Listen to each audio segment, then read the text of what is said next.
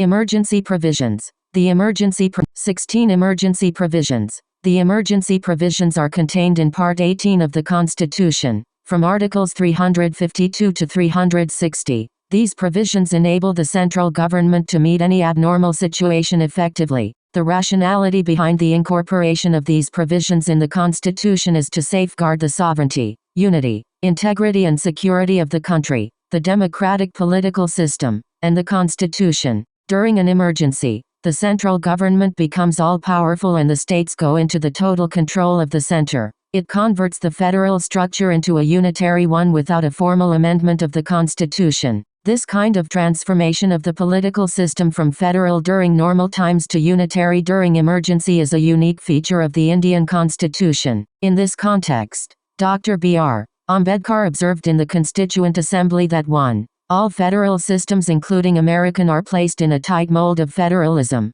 No matter what the circumstances, it cannot change its form and shape. It can never be unitary. On the other hand, the Constitution of India can be both unitary as well as federal according to the requirements of time and circumstances. In normal times, it is framed to work as a federal system, but in times of emergency, it is so designed as to make it work as though it was a unitary system. The Constitution stipulates 3 types of emergencies. 1. An emergency due to war, external aggression or armed rebellion. 2. Article 352. This is popularly known as national emergency. However, the Constitution employs the expression proclamation of emergency to denote an emergency of this type. 2. An emergency due to the failure of the constitutional machinery in the states. Article 356. This is popularly known as President's Rule. It is also known by 2 other names: state emergency or constitutional emergency. However, the Constitution does not use the word emergency for this situation. 3.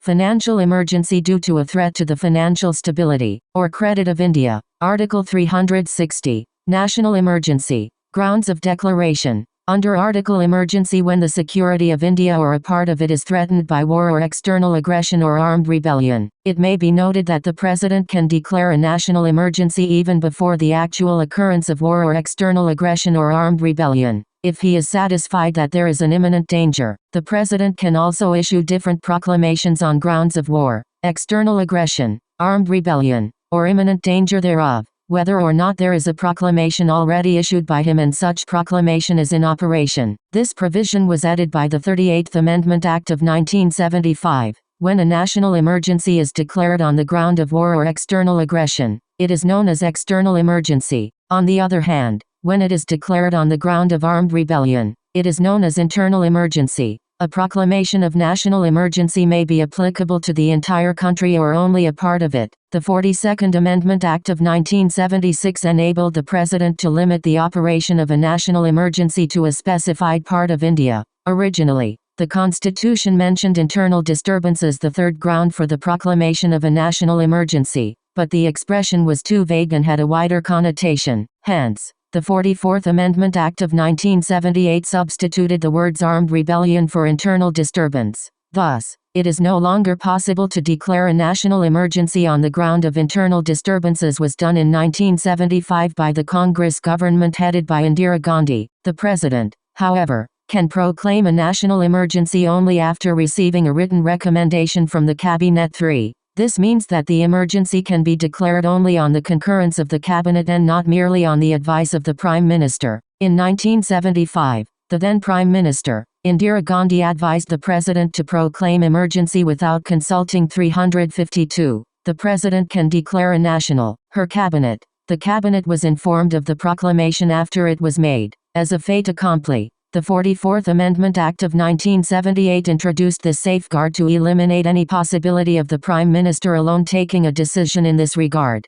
The 38th Amendment Act of 1975 made the declaration of a national emergency immune from the judicial review, but this provision was subsequently deleted by the 44th Amendment Act of 1978. Further, in the Minerva Mills case for 1980, the Supreme Court held that the proclamation of a national emergency can be challenged in a court on the ground of malafide or that the declaration was based on wholly extraneous and irrelevant facts or is absurd or perverse. Parliamentary approval and duration. The proclamation of emergency must be approved by both the Houses of Parliament within 1 month from the date of its issue. Originally, the period allowed for approval by the Parliament was 2 months, but was reduced by the 44th Amendment Act of 1978. However, if the proclamation of emergency is issued at a time when the Lok Sabha has been dissolved or the dissolution of the Lok Sabha takes place during the period of 1 month without approving the proclamation, then the proclamation survives until 30 days from the first sitting of the Lok Sabha after its reconstitution, provided the Rajya Sabha has in the meantime approved it. If approved by both the Houses of Parliament, the emergency continues for 6 months, and can be extended to an indefinite period with an approval of the Parliament for every 6 months. This provision for periodical parliamentary approval was also added by the 44th Amendment Act of 1978.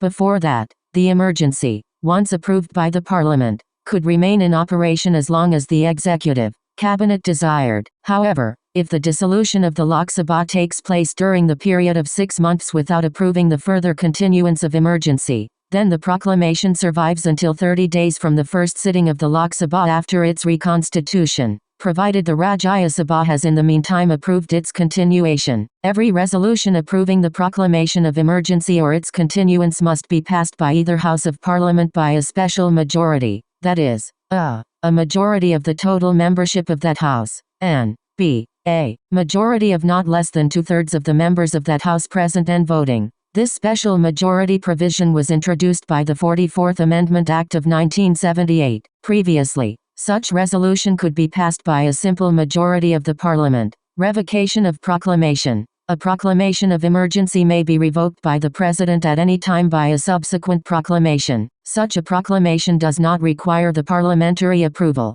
Further, the President must revoke a proclamation if the Lok Sabha passes a resolution disapproving its continuation. Again, this safeguard was introduced by the 44th Amendment Act of 1978. Before the amendment, a proclamation could be revoked by the President on his own and the Lok Sabha had no control in this regard. The 44th Amendment Act of 1978 also provided that, where 1/10 of the total number of members of the Lok Sabha give a written notice to the Speaker, or to the President if the House is not in session, a special sitting of the House should be held within 14 days for the purpose of considering a resolution disapproving the continuation of the proclamation. A resolution of disapproval is different from a resolution approving the continuation of a proclamation in the following 2 respects. 1. The first one is required to be passed by the Lok Sabha only, while the second one needs to be passed by the both Houses of Parliament. 2. The first one is to be adopted by a simple majority only while the second one needs to be adopted by a special majority. Effects of national emergency. A proclamation of emergency has drastic and wide-ranging effects on the political system. These consequences can be grouped into 3 categories. 1. Effect on the center-state relations. 2. Effect on the life of the Lok Sabha and State Assembly. And 3. Effect on the fundamental rights. Effect on the center-state relations. While a proclamation of emergency is in force, the normal fabric of the center-state relations undergoes a basic change. This can be studied under 3 heads, namely, executive, legislative and financial.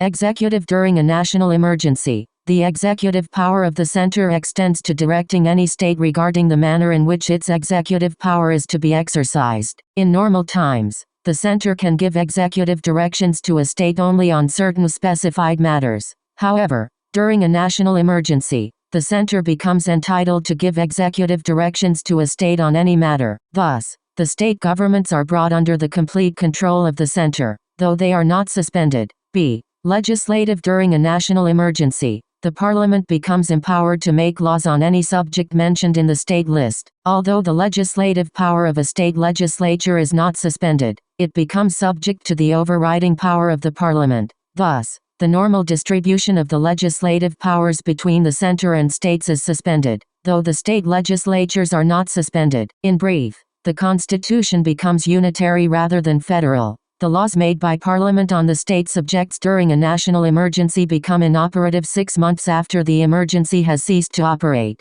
Notably, while a proclamation of national emergency is in operation, the President can issue ordinances on the state subjects also, if the Parliament is not in session. Further, the Parliament can confer powers and impose duties upon the center or its officers and authorities in respect of matters outside the Union list. in order to carry out the laws made by it, under its extended jurisdiction as a result of the proclamation of a national emergency. The 42nd Amendment Act of 1976 provided that the two consequences mentioned above, executive and legislative, extends not only to a state where the emergency is in operation but also to any other state. C. Financial. While a proclamation of national emergency is in operation, the President can modify the constitutional distribution of revenues between the center and the states. This means that the President can either reduce or cancel the transfer of finances from center to the states. Such modification continues till the end of the financial year in which the emergency ceases to operate. Also,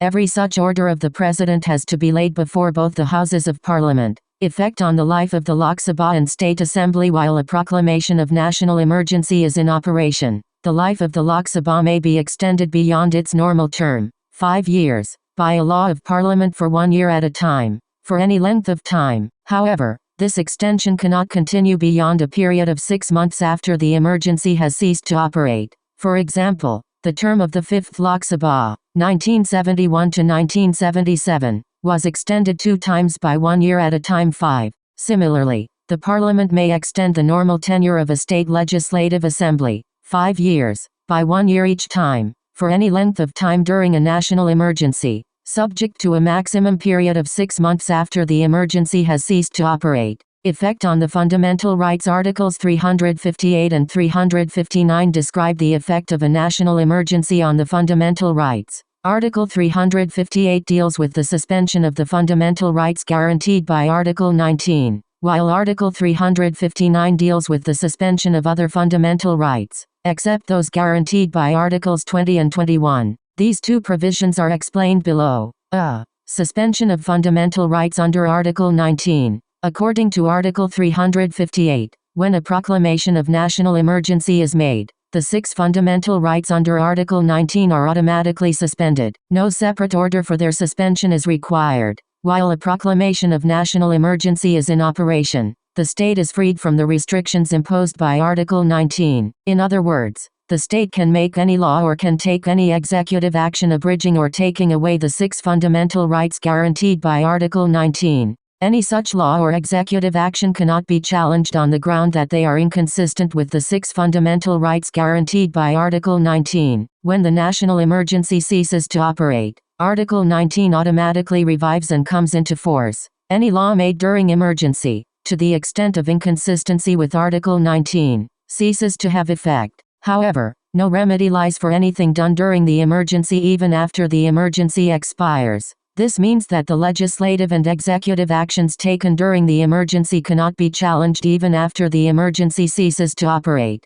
The 44th Amendment Act of 1978 restricted the scope of Article 358 in 2 ways. Firstly, the 6 fundamental rights under Article 19 can be suspended only when the national emergency is declared on the ground of war or external aggression and not on the ground of armed rebellion. Secondly, only those laws which are related with the emergency are protected from being challenged and not other laws. Also, the executive action taken only under such a law is protected. B. Suspension of other fundamental rights. Article 359 authorizes the President to suspend the right to move any court for the enforcement of fundamental rights during a national emergency. This means that under Article 359, the fundamental rights as such are not suspended, but only their enforcement. The said rights are theoretically alive but the right to seek remedy is suspended. The suspension of enforcement relates to only those fundamental rights that are specified in the presidential order. Further, the suspension could be for the period during the operation of emergency or for a shorter period as mentioned in the order, and the suspension order may extend to the whole or any part of the country.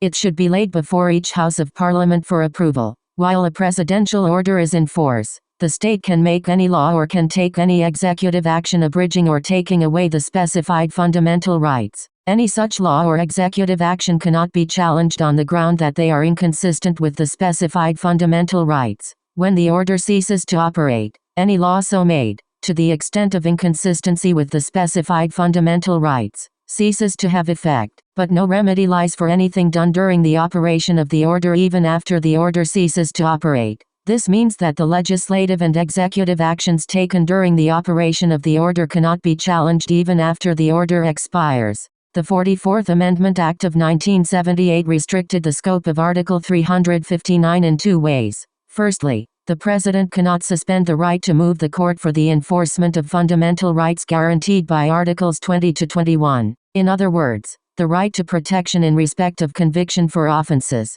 Article 20, and the right to life and personal liberty, Article 21, remain enforceable even during emergency. Secondly, only those laws which are related with the emergency are protected from being challenged and not other laws, and the executive action taken only under such a law is protected. Distinction between Articles 358 and 359. The differences between Articles 358 and 359 can be summarized as follows. 1. Article 358 is confined to fundamental rights under Article 19 only, whereas Article 359 extends to all those fundamental rights whose enforcement is suspended by the presidential order. 2. Article 358 automatically suspends the fundamental rights under Article 19 as soon as the emergency is declared. On the other hand, Article 359 does not automatically suspend any fundamental right. It only empowers the President to suspend the enforcement of the specified fundamental rights. 3.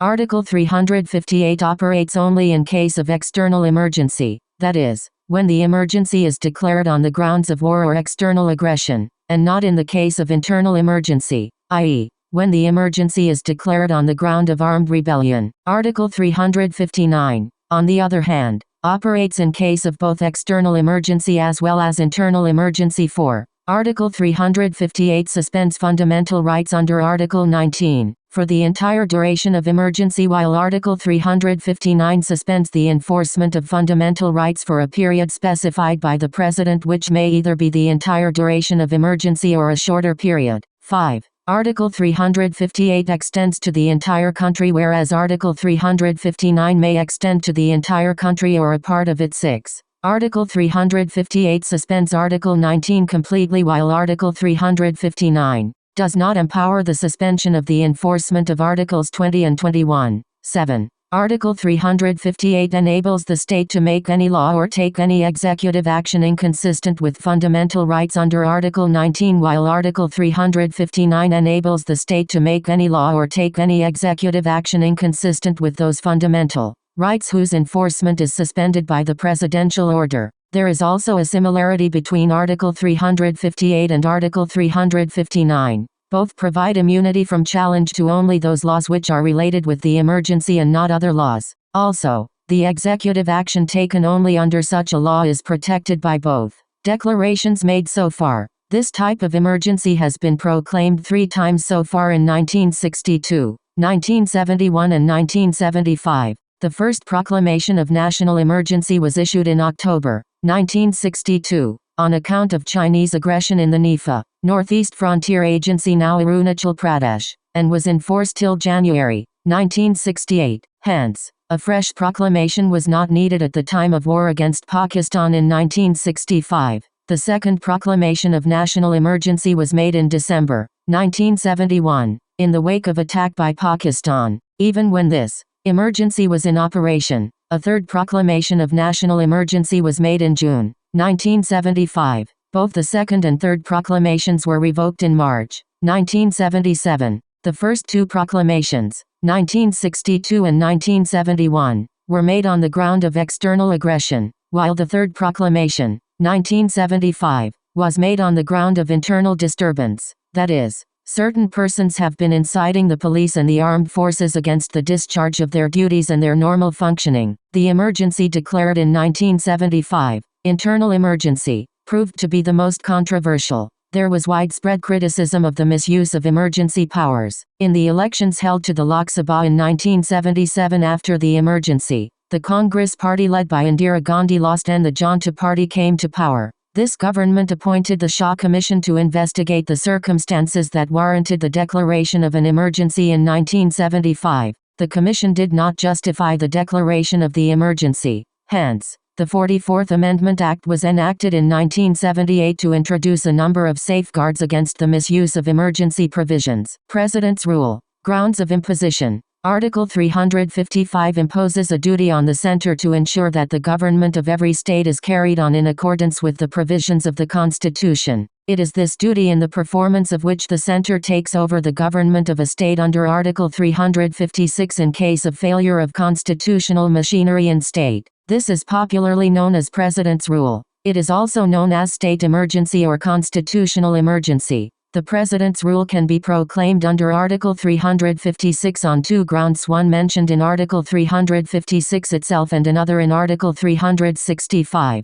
1. Article 356 empowers the President to issue a proclamation, if he is satisfied that a situation has arisen in which the government of a state cannot be carried on in accordance with the provisions of the Constitution. Notably, the President can act either on a report of the governor of the state or otherwise too, i.e., even without the governor's report too. Article 365 says that whenever a state fails to comply with or to give effect to any direction from the center, it will be lawful for the President to hold that a situation has arisen in which the government of the state cannot be carried on in accordance with the provisions of the Constitution. Parliamentary approval and duration. A proclamation imposing President's Rule must be approved by both the Houses of Parliament within 2 months from the date of its issue. However, if the proclamation of President's Rule is issued at a time when the Lok Sabha has been dissolved or the dissolution of the Lok Sabha takes place during the period of 2 months without approving the proclamation, then the proclamation survives until 30 days from the first sitting of the Lok Sabha after its reconstitution, provided the Rajya Sabha approves it in the meantime. If approved by both the Houses of Parliament,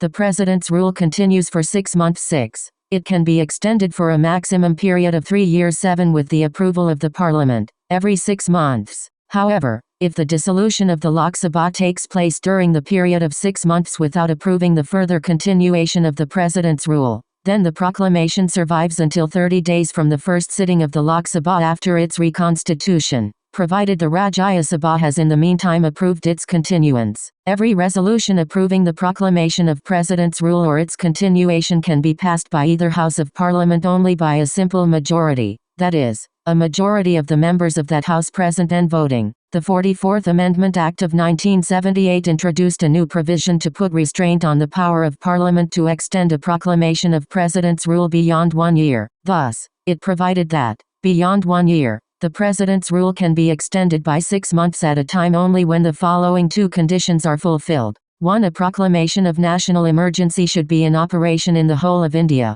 or in the whole or any part of the state. And 2. The Election Commission must certify that the general elections to the Legislative Assembly of the concerned state cannot be held on account of difficulties. A proclamation of President's Rule may be revoked by the President at any time by a subsequent proclamation. Such a proclamation does not require the parliamentary approval. Consequences of President's Rule. The President acquires the following extraordinary powers when the President's Rule is imposed in a state. 1. He can take up the functions of the state government and powers vested in the governor or any other executive authority in the state. 2. He can declare that the powers of the state legislature are to be exercised by the Parliament. 3. He can take all other necessary steps. Suspension of the constitutional provisions relating to any body or authority in the state. Therefore, when the President's Rule is imposed in a state, the President dismisses the State Council of Ministers headed by the Chief Minister. The State Governor, on behalf of the President,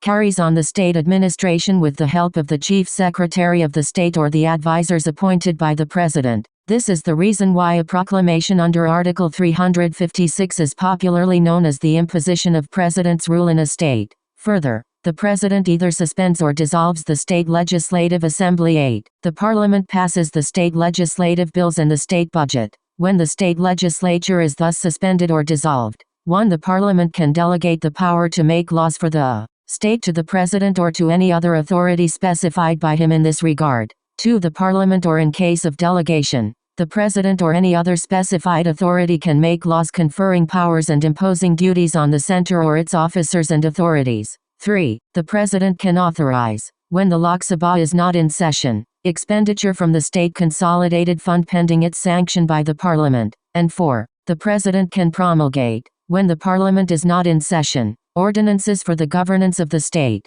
A law made by the Parliament or President or any other specified authority continues to be operative even after the President's rule. This means that the period for which such a law remains in force is not coterminous with the duration of the proclamation, but it can be repealed or altered or reenacted by the state legislature. It should be noted here that the President cannot assume to himself the powers vested in the concerned state high court or suspend the provisions of the Constitution relating to it. In other words, the constitutional position, status, powers and functions of the concerned state high court remain same even during the President's rule, including the use of Article 356. Since 1950, the President's rule has been imposed on more than 125 occasions, that is, on an average twice a year. Further, on a number of occasions, the President's rule has been imposed in an arbitrary manner for political or personal reasons. Hence, Article 356 has become one of the most controversial and most criticized provision of the Constitution.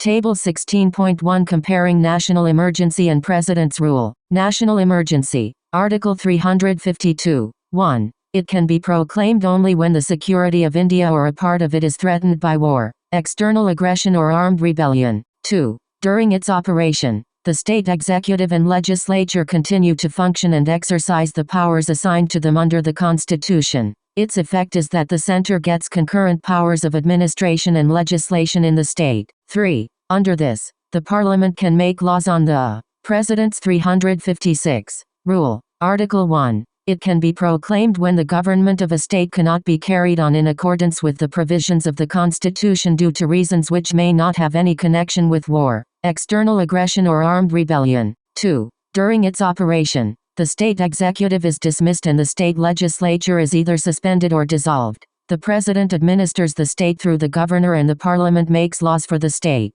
In brief, the executive and legislative powers of the state are assumed by the center. 3. Under this, the Parliament can delegate the power to subjects enumerated in the state list only by itself. That is, it cannot delegate the same to any other body or authority, make laws for the state to the President or to any other authority specified by him. So far, the practice has been for the President to make laws for the state in consultation with the members of Parliament from that state. Such laws are known as President's Acts. 4. There is no maximum period prescribed for its operation. It can be continued indefinitely with the approval of Parliament for every 6 months. 5. Under this, the relationship of the center with all the states undergoes a modification. 6. Every resolution Parliament approving proclamation or continuance must pass by a special majority of its b. 7. It affects fundamental rights of the citizens. 8. Lok Sabha can pass a resolution for its revocation. 4. There is a maximum period prescribed for its operation,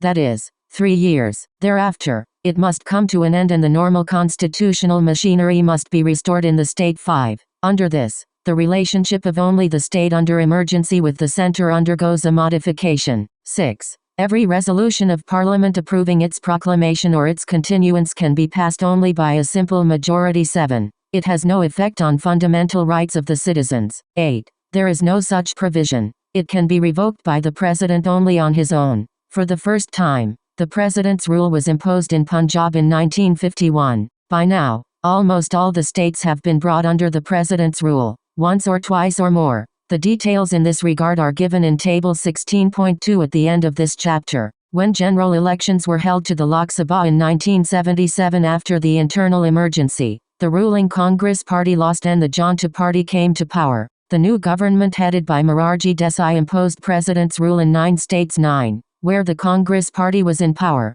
on the ground that the assemblies in those states no longer represented the wishes of the electorate. When the Congress party returned to power in 1980, it did the same in 9 states. 10 on the same ground. In 1992, President's rule was imposed in 3 BJP-ruled states, Madhya Pradesh, Himachal Pradesh and Rajasthan, by the Congress party on the ground that they were not implementing sincerely the ban imposed by the center on religious organizations. In a landmark judgment in Bombay Case 11, 1994, the Supreme Court upheld the validity of this proclamation on the ground that secularism is a basic feature of the Constitution. But, the court did not uphold the validity of the imposition of the President's rule in Nagaland in 1988, Karnataka in 1989 and Meghalaya in 1991. Dr. Ambedkar, while replying to the critics of this provision in the Constituent Assembly, hoped that the drastic power conferred by Article 356 would remain a dead letter and would be used only as a measure of last resort. He observed 12.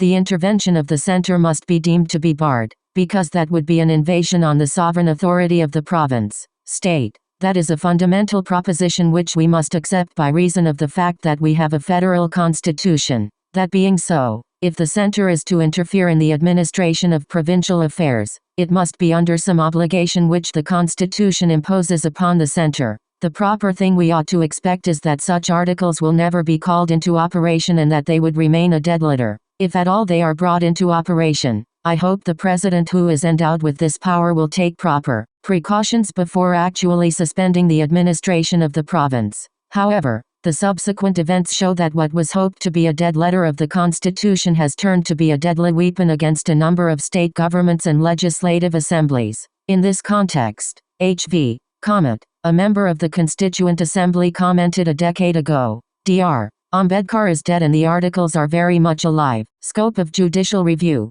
The 38th Amendment Act of 1975 made the satisfaction of the President in invoking Article 356 final and conclusive, which could not be challenged in any court on any ground. But this provision was subsequently deleted by the 44th Amendment Act of 1978, implying that the satisfaction of the President is not beyond judicial review. In Bombay case, 1994. The following propositions have been laid down by the Supreme Court on imposition of President's rule in a state under Article 356. 1. The presidential proclamation imposing President's rule is subject to judicial review. 2. The satisfaction of the President must be based on relevant material. The action of the President can be struck down by the court if it is based on irrelevant or extraneous grounds or if it was found to be malefic or perverse. 3. Burden lies on the center to prove that relevant material exists to justify the imposition of the President's rule. 4. The court cannot go into the correctness of the material or its adequacy, but it can see whether it is relevant to the action. 5. If the court holds the presidential proclamation to be unconstitutional and invalid, it has power to restore the dismissed state government and revive the state legislative assembly if it was suspended or dissolved.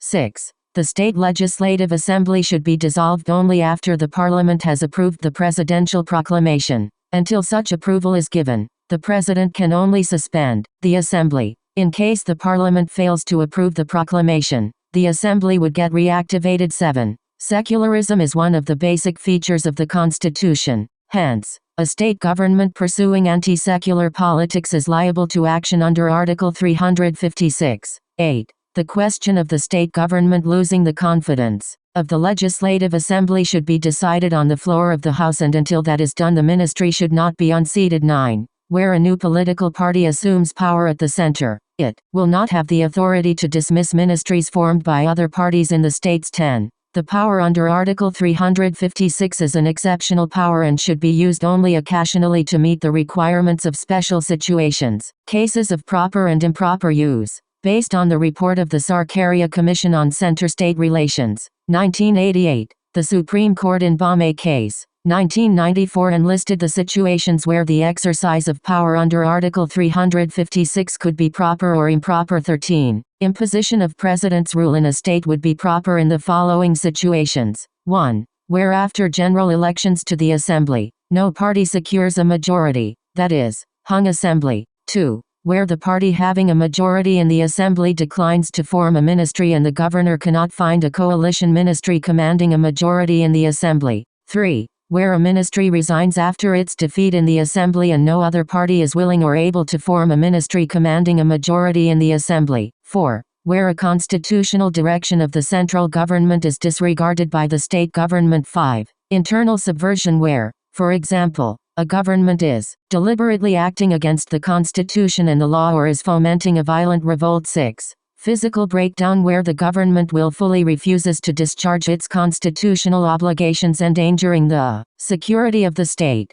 The imposition of President's rule in a state would be improper under the following situations. 1. Where a ministry resigns or is dismissed on losing majority support in the Assembly and the governor recommends imposition of President's rule without probing the possibility of forming an alternative ministry. 2. Where the governor makes his own assessment of the support of a ministry in the Assembly and recommends imposition of President's rule without allowing the ministry to prove its majority on the floor of the Assembly. 3. Where the ruling party enjoying majority support in the assembly has suffered a massive defeat in the general elections to the Lok Sabha, such as in 1977 and 1980. 4. Internal disturbances not amounting to internal subversion or physical breakdown. 5. Maladministration in the state or allegations of corruption against the ministry or stringent financial exigencies of the state. 6. Where the state government is not given prior warning to rectify itself except in case of extreme urgency leading to disastrous consequences. 7. Where the power is used to sort out intra-party problems of the ruling party, or for a purpose extraneous or irrelevant to the one for which it has been conferred by the Constitution. Financial emergency. Grounds of declaration. Article 360 empowers the President to proclaim a financial emergency if he is satisfied that a situation has arisen due to which the financial stability or credit of India or any part of its territory is threatened. The 38th Amendment Act of 1975 made the satisfaction of the President in declaring a financial emergency final and conclusive and not questionable in any court on any ground, but this provision was subsequently deleted by the 44th Amendment Act of 1978, implying that the satisfaction of the President is not beyond judicial review. Parliamentary approval and duration. A proclamation declaring financial emergency must be approved by both the Houses of Parliament within 2 months from the date of its issue. However, if the proclamation of financial emergency is issued at a time when the Lok Sabha has been dissolved or the dissolution of the Lok Sabha takes place during the period of 2 months without approving the proclamation,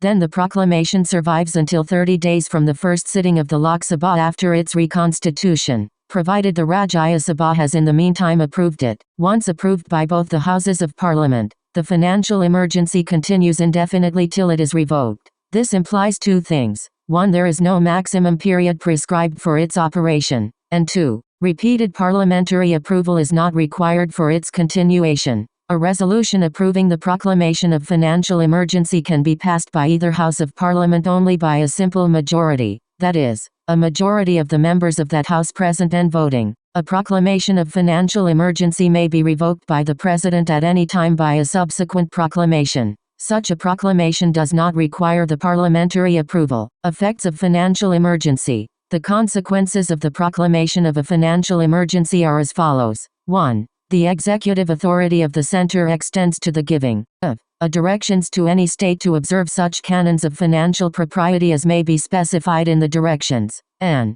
b. such other directions to any state as the President may deem necessary and adequate for the purpose. 2. Any such direction may include a provision requiring a. the reduction of salaries and allowances of all or any class of persons serving in the state, and b. the reservation of all money bills or other financial bills for the consideration of the President after they are passed by the legislature of the state. 3. The President may issue directions for the reduction of salaries and allowances of a. all or any class of persons serving the Union, and b. the judges of the Supreme Court and the High Court. Thus, during the operation of a financial emergency, the center acquires full control over the states in financial matters. H.N. Kunzru, a member of the Constituent Assembly, stated that the financial emergency provisions pose a serious threat to the financial autonomy of the states. Explaining the reasons for their inclusion in the Constitution, Dr. B.R. Ambedkar observed in the Constituent Assembly 14. This article more or less follows the pattern of what is called the National Recovery Act of the United States passed in 1933, which gave the President power to make similar provisions in order to remove the difficulties, both economical and financial, that had overtaken the American people as a result of the Great Depression. No financial emergency has been declared so far, though there was a financial crisis in 1991. Criticism of the emergency provisions. Some members of the Constituent Assembly criticized the incorporation of emergency provisions in the Constitution on the following grounds. 15. 1. The federal character of the Constitution will be destroyed and the Union will become all-powerful. 2. The powers of the state, both the Union and the units, will entirely be concentrated in the hands of the Union executive. 3. The President will become a dictator. 4. The financial autonomy of the state will be nullified. 5. Fundamental rights will become meaningless and, as a result, the democratic foundations of the Constitution will be destroyed. Thus, H.V. Comet observed, I fear that by this single chapter we are seeking to lay the foundation of a totalitarian state. A police state. A state completely opposed to all the ideals and principles that we have held aloft during the last few decades. A state where the rights and liberties of millions of innocent men and women will be in continuous jeopardy. A state where if there be peace, it will be the peace of the grave and the void of the desert. It will be a day of shame and sorrow when the president makes use of these powers having no parallel in any constitution of the democratic countries of the world. 16. K.T. Shaw described them as a chapter of reaction and retrogression. I find one cannot but notice two distinct currents of thought underlying and influencing throughout the provisions of this chapter. A. To arm the center with special powers against the units, and b. To arm the government against the people. Looking at all the provisions of this chapter particularly and scrutinizing the powers that have been given in almost every article, it seems to me, the name only of liberty or democracy will remain under the Constitution. T.T. Krishnamachari feared that by means of these provisions the president and the executive would be exercising a form of constitutional dictatorship. 17. H.N. Kunzru opined that the emergency financial provisions pose a serious threat to the financial autonomy of the states. However, there were also protagonists of the emergency provisions in the Constituent Assembly. Thus, Sir Aladi Krishnaswamy Iyer labeled them as the very life-breath of the Constitution. Mahabir Tyagi opined that they would work as a safety valve and thereby help in the maintenance of the Constitution. 18. While defending the emergency provisions in the Constituent Assembly, Dr. B.R. Ambedkar also accepted the possibility of their misuse. He observed, "I do not altogether deny that there is a possibility of the articles being abused or employed for political purposes." 19. Table 16.2 Imposition of President's Rule, 1951 to 2019. SL. No. States Union Territories. No of times imposed. Years of imposition. I states. 1, 2, 3, 4, 5, 6, 7, 8, 9. Andhra Pradesh. Arunachal Pradesh. Assam. Bihar. Chhattisgarh, Goa, Gujarat, Haryana. 3, 2, 4, 8, -5, 5, 3, Himachal Pradesh. 2, 195,420, 1973, 2014, 1979, 2016, 1979, 1981, 1982, 1990, 1968, 1969, 1972, 1977, 1980, 1995, 1999, 2005, 1966, 1979, 1990, 1999, 2005, 1971, 1974, 1976, 1980, 1996, 1967, 1977, 1991, 1977, 1992, 10, 11, 12, 13, 14, 15, 16, 17, 18, 19,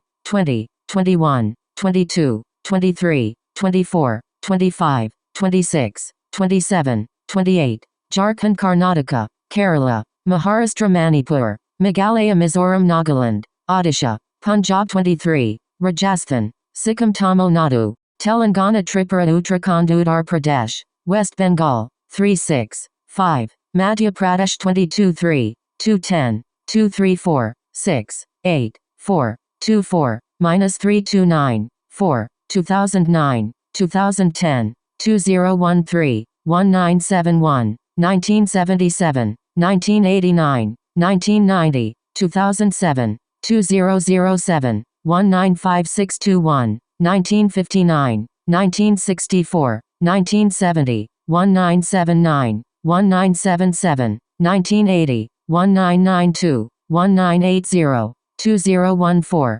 1967, 1967, 1969, 1973, 9. Notes and references. 1.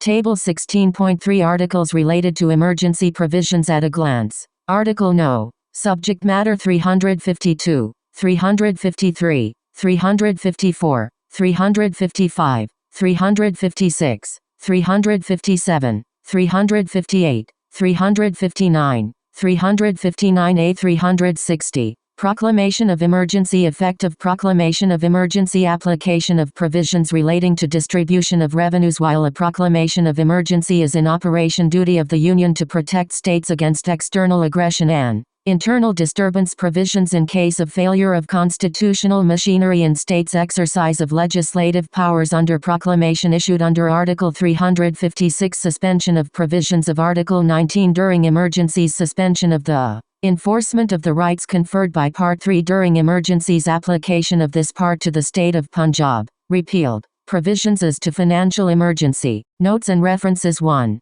Constituent Assembly Debates. Volume 7. Page 34. 2. The phrase armed rebellion was inserted by the 44th Amendment Act of 1978, replacing the original phrase internal disturbance. 3. Article 352 defines the term cabinet as the council consisting of the Prime Minister and other ministers of the cabinet. Rank 4. Minerva Mills v. Union of India, 1980. 5. The term of the 5th Lok Sabha, which was to expire on March 18, 1976, was extended by 1 year up to March 18, 1977 by the House of the People. Extension of Duration Act 1976. It was extended for a further period of 1 year up to March 18, 1978 by the House of the People. Extension of Duration Amendment Act 1976. However, the House was dissolved on January 18, 1977, after having been in existence for a period of 5 years. 10 months and 6 days. 6. The 42nd Amendment Act of 1976 had raised the period of 6 months to 1 year. Thus, once approved by both the Houses of Parliament, the proclamation of President's rule could continue for 1 year, but the 44th Amendment Act of 1978 again reduced the period to 6 months. 7. The President's rule imposed in May 1987 in Punjab was allowed to continue for 5 years under the 68th Amendment Act of 1991. 8. In case of dissolution, fresh elections are held for constituting a new legislative assembly in the state. 9. Those 9 states include Rajasthan, Uttar Pradesh, Madhya Pradesh, Punjab, Bihar, Himachal Pradesh, Orissa, West Bengal and Haryana. 10. Those 9 states include Uttar Pradesh, Bihar, Rajasthan, Madhya Pradesh, Punjab, Orissa, Gujarat, Maharashtra and Tamil Nadu. 11. Sr. Bombay v. Union of India, 1994. 12. Constituent Assembly Debates. Volume 9. Page 133 and 177. 13. Report of the Commission on Center-State Relations. Part 1. Page 165-180. 1988. 14. Constituent Assembly Debates. Volume 10. Page 361-372. 15. Quoted from M.V. Piley, India's Constitution. S. Chand. 5th edition. 1994. Page 280. 16. Constituent Assembly Debates. Volume 9. Page 105. 17. Ibid. Page 123. 18. Ibid. Page 547. 19. Ibid. Page 177. 20. This was imposed in Andhra State. 21. This was imposed in Travancore Cochin. 22. Vindhya Pradesh had President's rule from 1949 to 1952. This state was merged into that of Madhya Pradesh state in 1956. 23. In 1953, the President's rule was imposed in Patiala and East Punjab States Union, PEPSU, which was merged into that of Punjab state in 1956. 24. The President's rule was imposed in the erstwhile state of Jammu and Kashmir on 8 times, that is, in 1977, 1986, 1990, 2002, 2015, 2016, 2018. Part 3.